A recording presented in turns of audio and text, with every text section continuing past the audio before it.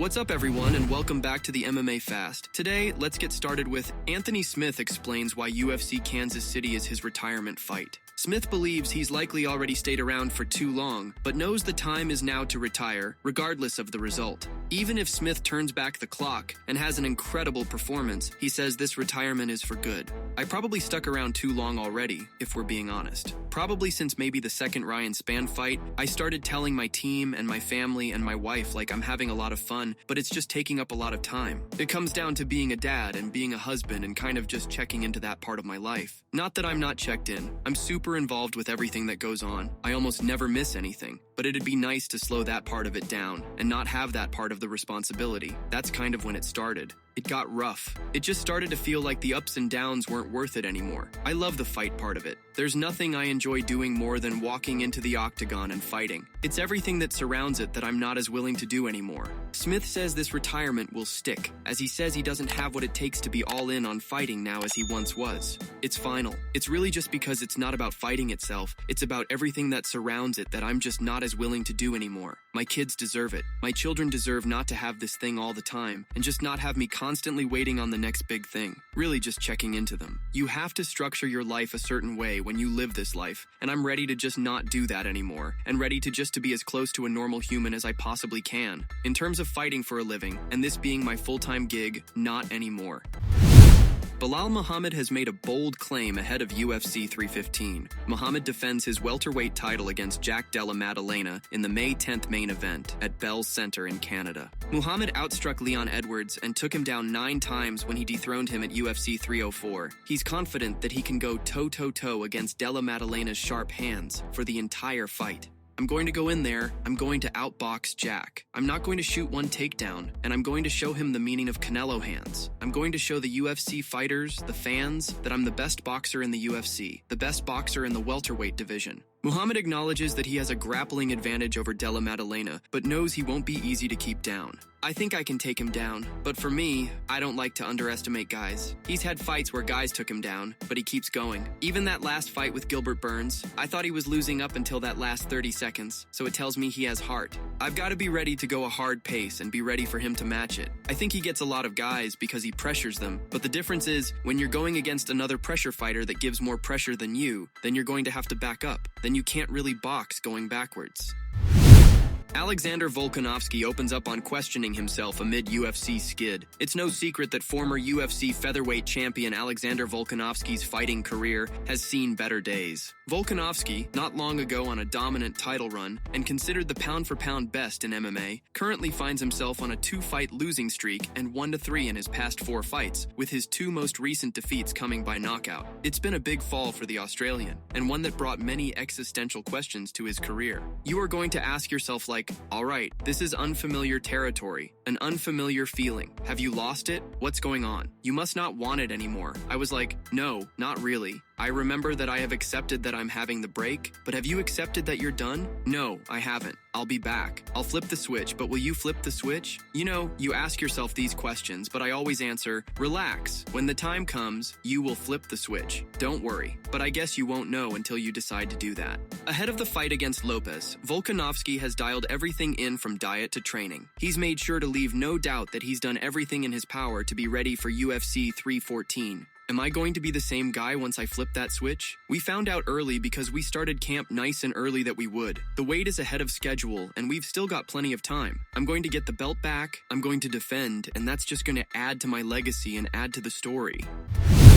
Beneil Dariush believes Paddy Pimblett could have success against Michael Chandler. Next month, Paddy Pimblett will face the toughest test of his mixed martial arts career thus far. He will go head-to-head with Michael Chandler in a fight that many believe he has a good chance of winning. There are a lot of different factors to consider, but there are also a lot of ways this one can go. Recently, Beneil Dariush weighed in on how he can picture this fight playing out. I think for Paddy, it's perfect. You could be a fan of Chandler or whatever, you have to admit he's 2-4 in the UFC. Just being honest, I don't think he's on his way to the top. He's on a downward slope, so it's a perfect time for Paddy to kind of meet him there, and I think Paddy has a very good chance of beating him. Charles was able to get a lot of takedowns on Chandler, which I'm being honest with you, I didn't think that was going to happen. I thought maybe 1 or 2 takedowns, but to be able to take him down every round, that was very surprising to me. So I think Paddy has a great chance. I think the fight will play out a lot standing, but if Paddy gauges in the grappling, he'll actually have lots of success. He's not wrestling as much, and that gives a really big opportunity for Paddy to win that fight. Alex Pereira's coaches disagree with the UFC 313 decision. Pereira lost his light heavyweight title to Magomed Ankalaev by unanimous decision in Saturday's UFC 313 main event at T-Mobile Arena in Las Vegas. Both Glover Teixeira and Plinio Cruz thought their fighter should have gotten his hand raised after managing to stuff all of Ankalaev's takedown attempts and keeping the fight on the feet. We had this defeat, but in my opinion, he won. He lost on points, so now we go back to the drawing board and adjust a few things, train hard and go back and get this rematch and make history. Poatan has made history before, and he will make history again. Things are trending towards an immediate rematch between Pereira and Ankalaev, and Cruz vows a better version of his fighter. Life is made of ups and downs, and those ups and downs are what make us who we are on this journey to our goal. We'll come back stronger, regroup as a team. The vibe was great this week. We have no excuses. Poatan was fine, and I think he won the fight. This is a stumble, not a fall, and it will only make him stronger, our team stronger. Humans evolve more in times of adversity. Rivalries make us grow. Poatan will reconquer the belt in the rematch. Michael Bisping thinks Ilia Topuria will get his wish to fight UFC lightweight champion Islam Makhachev. Realistically, there's a ton of options for Ilia Topuria, but the reality is Islam Makhachev has got to fight somebody soon, and so does Ilia Topuria. I think Justin Gaethje is happy making the phenomenal amount of money that he is, and just going out there and being able to be himself. So realistically, any of those guys that I just mentioned, Islam, Arman, Charles, Justin, any single one of them, and it might be one of them. But it's probably going to be, if you ask me to bet, I think Islam Makhachev versus Ilia Topuria. Any of those guys, Arman, Charles, Justin, sure, they'd all be phenomenal fights, and they'd all have a realistic chance of potentially beating Ilia Topuria. Bisping sees Makhachev versus Topuria as one of the biggest fights the UFC could make. Granted, Ilia is special, but if he lost to them, there's a massive market opportunity lost there. Because Ilia versus Islam, Ilia with the rise, Ilia still being in a lot of people's minds the featherweight champion against the lightweight champion, there's something there.